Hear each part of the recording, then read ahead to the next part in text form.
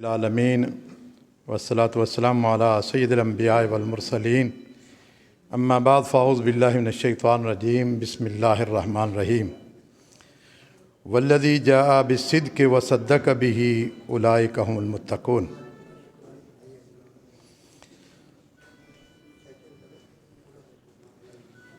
اس لیے کہ ٹائم کم ہے، اختصار کے ساتھ اپنی باتوں کو پورا کروں گا۔ دلائل آپ نے علماء کرام سے سن لیے، صرف چند باتیں جو ہے وہ ایک طالب علم سے آپ سن لیں، دلائل ان کے ساتھ آپ جوڑ دینا وہی جو آپ نے علماء کرام کے سے سنے ہیں۔ انسانی تاریخ میں سب سے افضل اور سب سے اعلیٰ جماعت اگر کسی کی ہے تو وہ انبیاء کرام کی ہے، اور انبیاء کرام میں سے سب سے اعلیٰ پیغمبر اگر ہیں وہ اولو العزم پیغمبر ہیں۔ سیدنا نوح علیہ السلام، ابراہیم علیہ السلام، موسیٰ علیہ السلام، عیسیٰ علیہ السلام اور محمد الرسول اللہ صلی اللہ علیہ وسلم۔ اور اولو العزم پیغمبروں میں سے افضل ترین پیغمبر جو ہیں وہ محمد الرسول اللہ صلی اللہ علیہ وسلم ہیں۔ انبیاء کرام کے بعد انبیاء کی جو امتیں تھیں وہ تقریباً 170 تھیں، اور آپ صلی اللہ علیہ وسلم کی عمر 70ویں عمر ہے۔ کل امتیں 70 امتیں، ان ساری امتوں میں سے افضل ترین امت اگر ہے وہ محمد الرسول اللہ صلی اللہ علیہ وسلم کی امت ہے، اور آپ کی امت آپ سے ہی جاری و ساری ہوئی اور قیامت تک یہ جاری رہے گی۔ اور آپ کی امت میں افضل ترین لوگ وہ ہیں جو آپ کے عہد میں تھے، آپ کے ادوار میں تھے۔ آپ نے فرمایا کہ خیر القرون قرنی ثم الذین یلونہم، بہترین دور میرا دور ہے، میرے دور کے لوگ ہیں۔ اور آپ کے دور کے لوگوں میں بہترین لوگ وہ ہیں جنہوں نے آپ صلی اللہ علیہ وسلم کی زیارت کی، آپ کے ساتھ ملاقات کی ایمان کی حالت میں، اور پھر ان صحابہ کرام میں جو تقریباً 1,15,000، 1,20,000، 1,50,000 مختلف روایات کے مطابق، ان تمام صحابہ کرام میں سے افضل ترین صحابہ کرام وہ ہیں جو بیعت رضوان میں شریک ہوئے، اور پھر ان میں افضل ترین صحابہ کرام وہ ہیں جن کو نبی اکرم صلی اللہ علیہ وسلم نے جنت کی بشارت دی، 10 مبشرہ صحابہ۔ آپ ان کو جانتے ہیں، میں نام نہیں گنتا، ٹائم کم ہے۔ اور پھر ان 10 مبشرہ کے بعد سب سے افضل ترین صحابہ کرام جو ہیں وہ خلفائے راشدین ہیں، اور خلفائے راشدین میں سب سے افضل ترین خلیفتین، امامین، شیخین کریمین ابو بکر اور عمر فاروق رضی اللہ تعالیٰ عنہما۔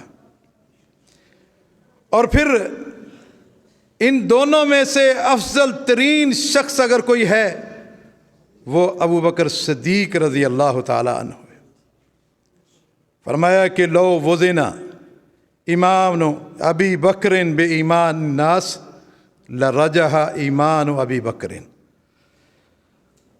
ترازو کے 2 پلڑوں میں اگر ایک پلڑے میں ایمان ابو بکر کا رکھا جائے اور دوسرے پلڑے میں سارے لوگوں کا، نبیوں کے بعد سارے لوگوں کو رکھا جائے تو ابو بکر کا پلڑا بھاری ہوگا، جھک جائے گا۔ مجھے کہنے دو کہ انبیاء کرام کی جماعت کے بعد آدم علیہ السلام کی امت سے لے کر آپ صلی اللہ علیہ وسلم کی امت تک ساری امتوں میں سب سے افضل ترین اگر کوئی شخص ہے تو وہ ابو بکر صدیق رضی اللہ تعالیٰ عنہ ہے۔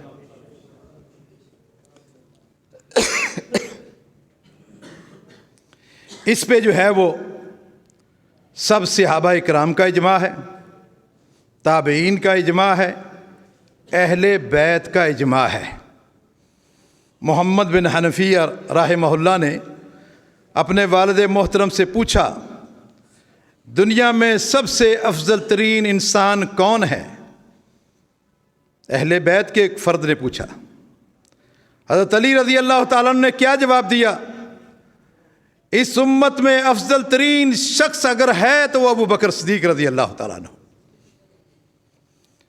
صحابہ کا اجماع، اہل بیت کا اجماع، تابعین کا اجماع۔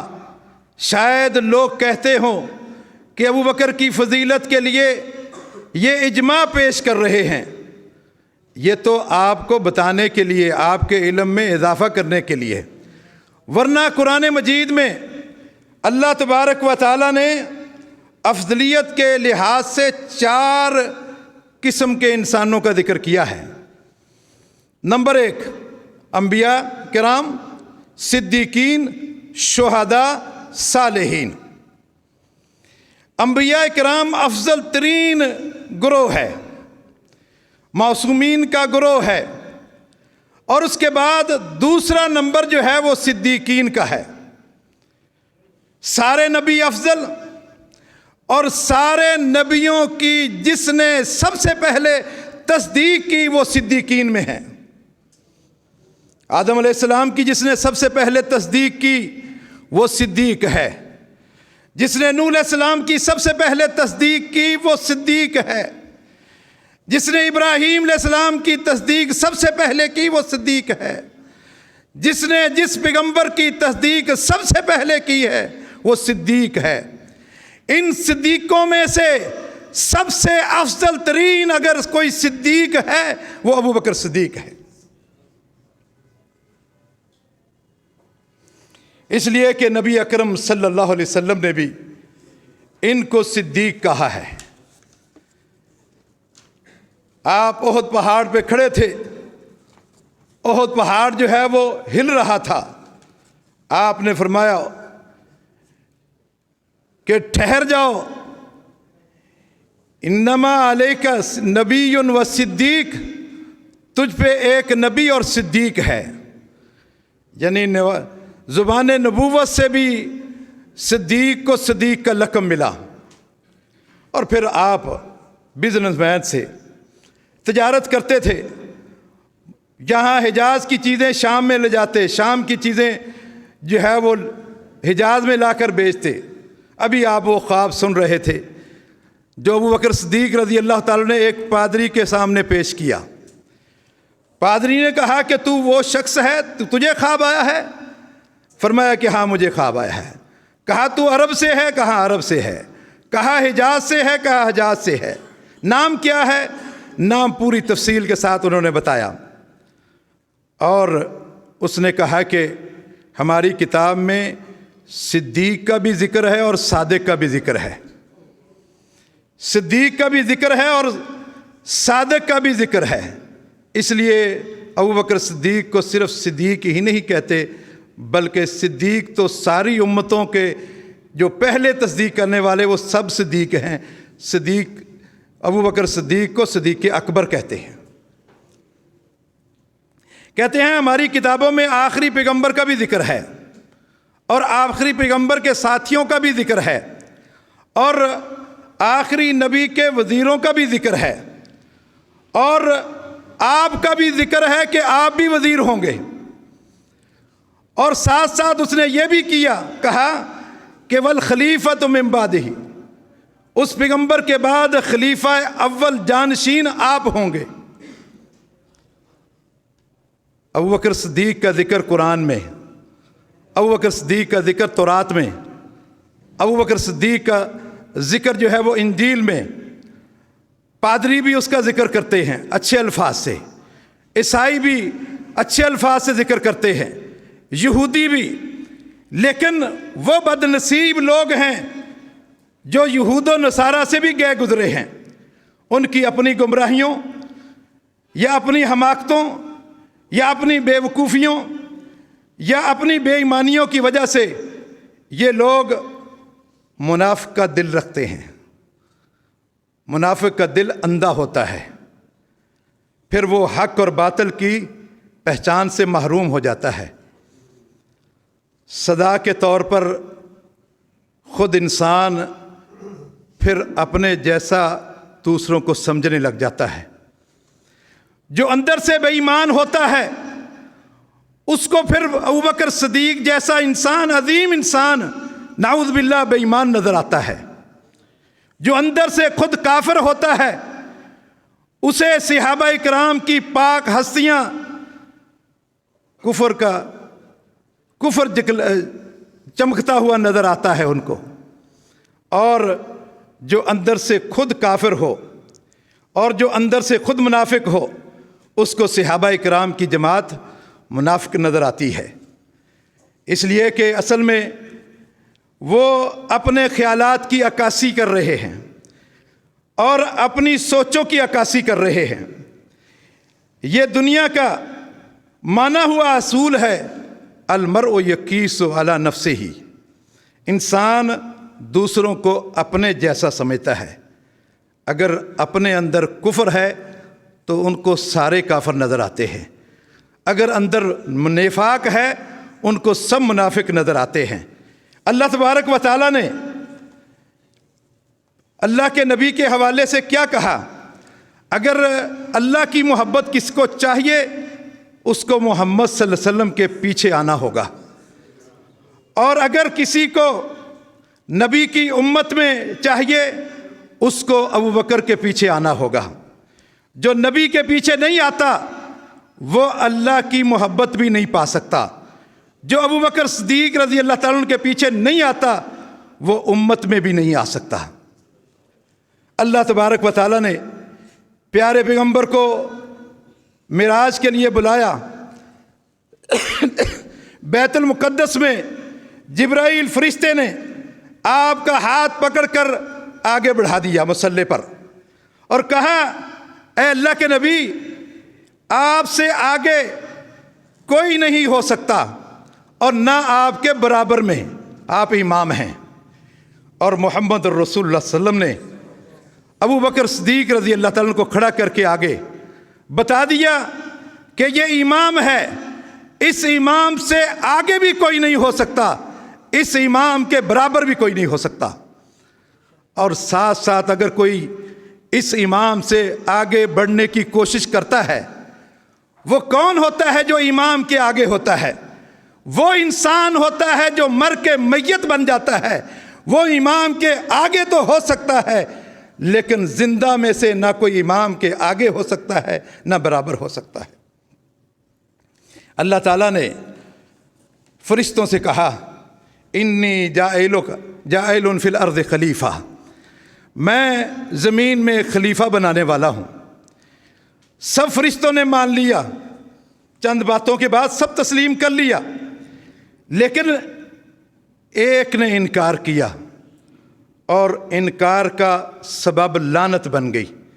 اللہ نے کہا، فاخرج منہا فإنک رجیم وإن علیک اللعنۃ الی یوم الدین، قیامت تک تجھ پہ لعنتیں ہوتی رہیں گی۔